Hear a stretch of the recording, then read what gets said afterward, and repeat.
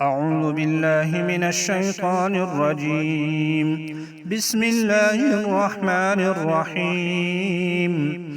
ألم تر إلى الذين أوتوا نصيبا من الكتاب يؤمنون بالجبت والطاغوت ويقولون للذين كفروا هؤلاء أهدى من الذين آمنوا سبيلا. أولئك الذين لعنهم الله، ومن يلعن الله فلن تجد له نصيرا. أم لهم نصيب من الملك فإذا لا يؤتون الناس نقيرا.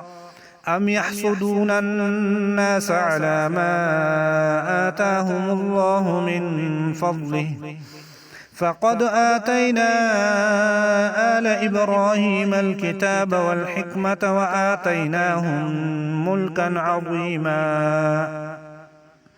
فمنهم من آمن به ومنهم من صد عنه، وكفى بجهنم سعيرا.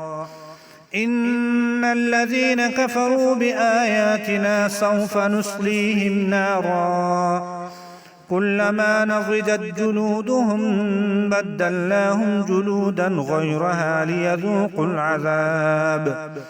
إن الله كان عزيزا حكيما.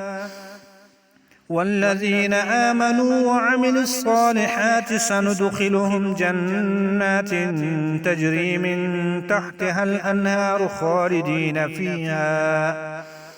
خالدين فيها أبدا، لهم فيها أزواج مطهرة وندخلهم ظلا ظليلا.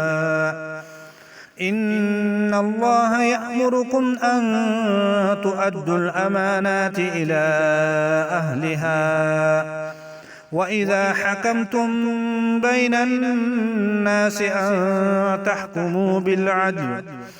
إن الله نعم ما يعظكم به، إن الله كان سميعا بصيرا.